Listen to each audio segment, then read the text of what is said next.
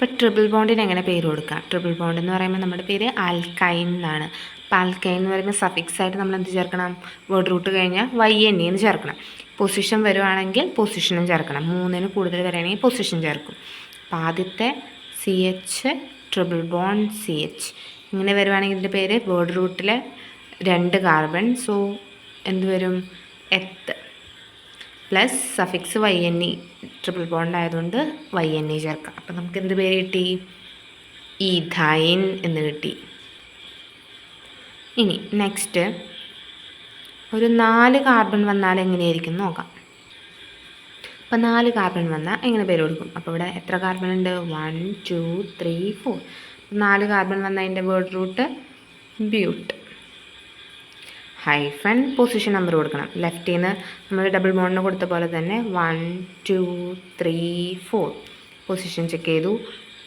റൈറ്റിൽ നിന്ന് 1 2 3 4. അപ്പോൾ ഏറ്റവും ചെറുത് ഏതാ? ഇവിടെ നോക്കിയാലും 2, ഇവിടെ നോക്കിയാലും 2. അപ്പോൾ ഏതെടുത്താലും പ്രശ്നമില്ല, 2 തന്നെയാണ് വരിക. Then suffix YNE. ഓക്കെ അല്ലേ? ഇനി പേര് തന്നാൽ എങ്ങനെ വരയ്ക്കാം? അപ്പോൾ ഹെക്സ് 2 YNE എന്നുണ്ട്. അപ്പോൾ നമുക്കതെങ്ങനെ പേര് തന്നാൽ വരയ്ക്കാം? ഹെക്സ് എന്ന് പറയുമ്പോൾ എത്ര? 6 എണ്ണമാണ്. അപ്പോൾ നമ്മൾ 6 കാർബൺ ആദ്യം വരച്ചു കൊടുക്കുക. 5 6.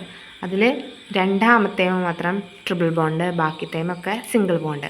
അപ്പോൾ 2 ഒന്നില്ലെങ്കിൽ ലെഫ്റ്റിൽ നിന്നാണ് 2 എടുക്കണമെന്നുണ്ടെങ്കിൽ ഇവിടെ ട്രിപ്പിൾ ബോണ്ട് വരയ്ക്കുക. അല്ല റൈറ്റിൽ നിന്നാണെങ്കിൽ ഇവിടെ, അതെവിടെ വരച്ചാലും പ്രശ്നമില്ല, ഏതെങ്കിലും ഒരു സൈഡിൽ വരയ്ക്കുക. ബാക്കിയതൊക്കെ സിംഗിൾ ബോണ്ട് വെച്ച് ഫില്ല് ചെയ്യുക. ലാസ്റ്റ് ഹൈഡ്രജൻ കൊടുക്കുക. ഇവിടെ 2 ഉണ്ട്, പിന്നെ ഇനി 2 വേണം. ഇവിടെ 2 ബോണ്ട് ഉണ്ട്, ഇനി 2 ഹൈഡ്രജൻ. ഇവിടെ 3 ഉണ്ട്, ഇവിടെ 4. ഇവിടെ ഹൈഡ്രജൻ വേണ്ട, ഈ കാർബണിന് ഹൈഡ്രജൻ വേണ്ട. ഇവിടെ 3 എണ്ണം. വരയ്ക്കാൻ പഠിച്ചില്ലേ? പേര് കൊടുക്കാനും പേര് തന്നാൽ വരയ്ക്കാനും നമുക്ക് ഓക്കെ ആയില്ലേ?